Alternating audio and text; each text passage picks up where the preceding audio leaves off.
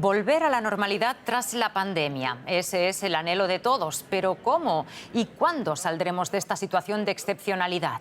Para que esto ocurra deben cumplirse dos condiciones. Una, seguir respetando las medidas de protección, llevar cubrebocas, lavarnos las manos y mantener el distanciamiento social. Y la otra, más complicada, tener vacunado como mínimo a un 70% de la población mundial. Una cifra que queda muy lejos teniendo en cuenta que algunos países apenas han inmunizado al 2% de sus ciudadanos. Bienvenidos a nuestro especial de coronavirus. Soy Rosa Casals.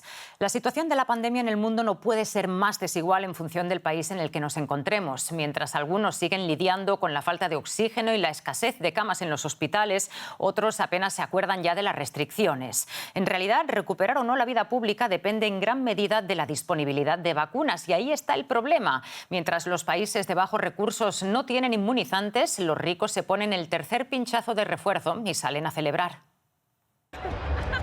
Para millones de personas en todo el mundo, la vida casi ha vuelto a la normalidad. En Dinamarca, 50.000 personas acudieron a un concierto. ¿De qué hablas? ¿Coronavirus? Es fácil sentirse seguro en un país donde el 80% está vacunado. El panorama es muy diferente en Afganistán. Este hombre está gravemente enfermo. Es uno entre muchos. Se mantiene vivo gracias a un suministro de medicamentos y oxígeno del que pronto no quedará. Nuestro país es un país pobre. Necesitamos medicinas y otras cosas, prácticamente de todo. Si alguien nos entrega algo, los problemas de los pacientes se resolverán con la misericordia de Alá. Esto es lo que pido.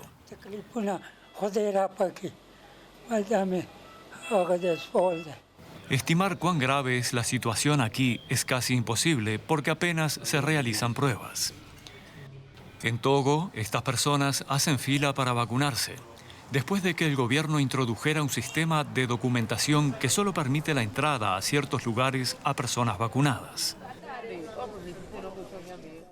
Si el gobierno no lo hubiera implementado, en realidad no había pensado en vacunarme. Convencer a la gente solo es parte del problema. Faltan vacunas. Apenas cuentan con 1,6 millones para 8 millones de habitantes. Este es un bosque conmemorativo en Río de Janeiro, donde la gente planta árboles por los fallecidos. Es en memoria de mi marido que murió por coronavirus en marzo del año pasado. Aún me cuesta hablar de ello. Con casi 600.000 muertes, Brasil sigue con altos niveles de contagio. Aquí solo el 50% de la población ha sido vacunada. A ello ha contribuido el escepticismo alimentado por el presidente Bolsonaro, incluido el apretón de manos en esta reciente reunión con el primer ministro británico. La reacción de Bolsonaro hace patente la dificultad de organizar una respuesta global contra la COVID-19. Vacúnense con AstraZeneca. Pero cuando las cámaras se alejan, el brasileño mueve el dedo en señal de negación y dice, aún no. El presidente Jair Bolsonaro rechaza de nuevo la vacuna. ¿Qué implicaciones tiene esto? Preguntamos a nuestro compañero en Sao Paulo, Pablo Juliano. Muy buenas tardes, Pablo. ¿Cuán problemático es que el presidente de Brasil, uno de los países ya de por sí más afectados por la pandemia, haya decidido no vacunarse? Efectivamente, Bolsonaro ha hecho una bandera de luchar contra la vacuna, pero ha perdido todas estas batallas. Apenas queda su batalla discursiva para familiarizarse y tener un público cautivo dentro de la ultraderecha. Su familia se ha vacunado, sus ministros se han vacunado. Y Bolsonaro, cuando uno de sus ministros se contagia, o su propio hijo, Eduardo, que está con COVID-19, está vacunado, el propio presidente dice que la vacuna no sirve y que él, que tuvo COVID-19 el año pasado, todavía tiene anticuerpos y tiene la mejor vacuna. Es decir, está lanzando una serie de noticias falsas reconocidas por varios especialistas para intentar un movimiento político contra la vacuna, pero el pueblo brasileño le dijo que no, porque es de amplio apoyo el plan de vacunación del Sistema Único de Salud consagrado en la Constitución del 88 y el 40% de la población brasileña está inmunizada con todo el esquema completo de vacunación. Vaya, que parece que prácticamente se está quedando solo con su estrategia. A lo largo de la pandemia, Pablo, nos han llegado noticias preocupantes de Brasil, el negacionismo de Bolsonaro, sus desencuentros con los ministros de Salud y ahora un escándalo por ensayos médicos con víctimas de COVID-19. ¿Qué se sabe al respecto? Bueno,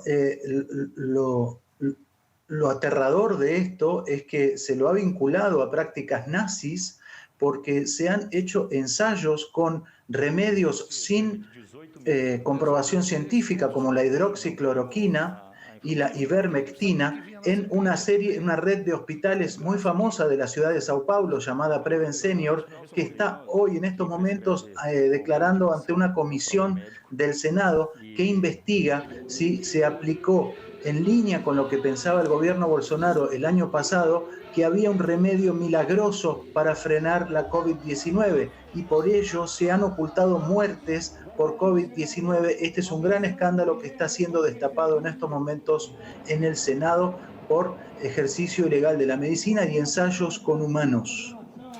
Y el próximo año hay elecciones en Brasil. ¿Sacará Bolsonaro rédito político de esta gestión de la pandemia?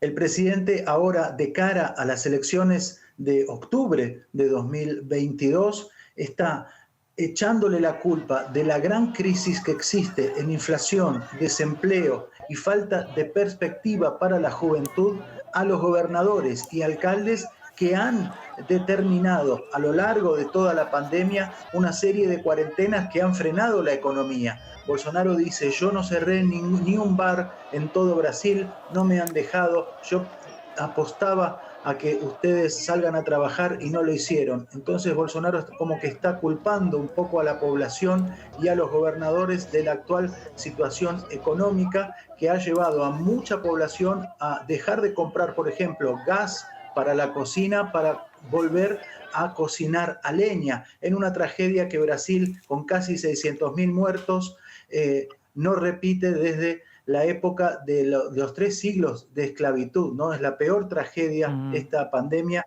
desde la esclavitud y la conquista portuguesa. Realmente muy triste. Gracias, Pablo Giuliano, por aclararnos la situación allá en Brasil. Muchas gracias. Pfizer prevé el regreso a la vida normal gracias a las vacunas. Así lo aseguró el consejero delegado de la farmacéutica Albert Bourla en una entrevista televisiva, aunque consideró probable que haya que vacunarse anualmente contra la enfermedad. Bourla precisó que eso no significa que no haya nuevas variantes, pero que las vacunas permitirán controlar la propagación del virus. A su juicio, el escenario más probable, dado que el virus está extendido por todo el mundo, es que estas variantes sigan ahí y, por tanto, tendremos que vacunarnos anualmente. Y tenemos ahora la ocasión de hablar con Vanessa López, directora ejecutiva de Salud por Derecho, una fundación sin ánimo de lucro que defiende el acceso universal a los medicamentos y nos acompaña a esta hora desde Madrid. ¿Qué tal, Vanessa? Gracias por atendernos. Vemos después de año y medio de pandemia que la distribución de las vacunas sigue siendo muy desigual. Algunos países administran la tercera dosis de refuerzo, mientras que otros apenas han comenzado a vacunar a su población. ¿Cuál es la situación a nivel global? ¿Cómo es de grande ese abismo para acceder a las vacunas? Hola, buenas tardes. Pues efectivamente la desigualdad en el acceso a las vacunas está siendo tremendo y bueno, viene siendo denunciado por la OMS desde hace meses sin que apenas cambien las cosas.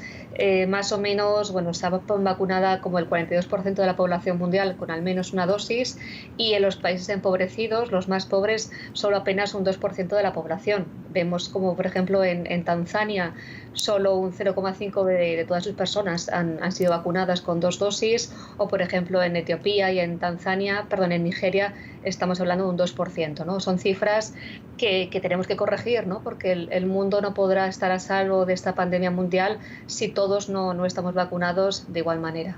Claro, y los países africanos son los grandes olvidados, ¿no? ¿Qué pasó con el mecanismo COVAX, Vanessa? El Fondo para la Distribución Equitativa de Vacunas. ¿Por qué no llega la ayuda que prometen los países ricos? ¿Es cuestión de burocracia, de egoísmo? ¿De qué se trata?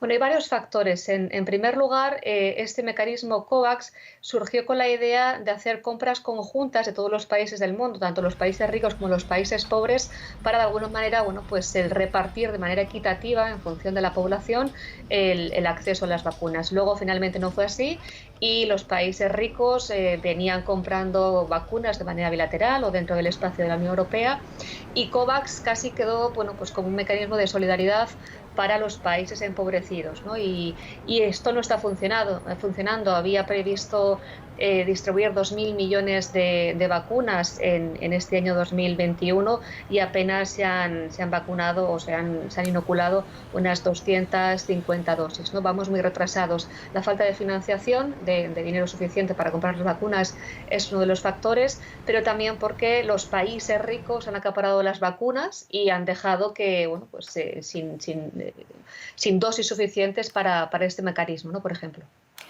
Hay varias iniciativas, ¿no? Entre ellas, el presidente de Estados Unidos, Joe Biden, convocó hace unos días una cumbre virtual para instar a líderes, farmacéuticas, ONGs a resolver justamente esta crisis, pero según los críticos, lo que ofreció se queda corto ante el descomunal desafío. ¿Qué ofrecen los países ricos y qué se necesita en realidad? Sí, bueno, fundamentalmente los compromisos alcanzados fueron donaciones, ¿no? Dar dosis en donaciones a los países más pobres, pero aún así es un número muy escaso, ¿no? Más o menos habrán distribuido en torno a unos 6.000 millones de dosis en todo el mundo.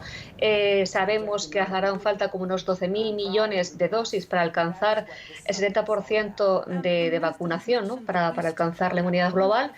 Por tanto, el gap de dosis necesarias es muy elevado. Por ejemplo, Estados Unidos acordó donar en torno a unos 1.000 millones de dosis. Luego vemos países, por ejemplo, como España, que millones.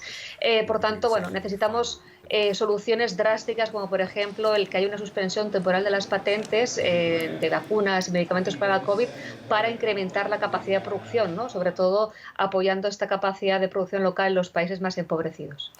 Vaya que sigue siendo un reto abastecer a los países pobres de vacunas. Muchísimas gracias, Vanessa López, por esta conexión. Y gracias a ustedes por acompañarnos un día más. Cuídense mucho y hasta la próxima.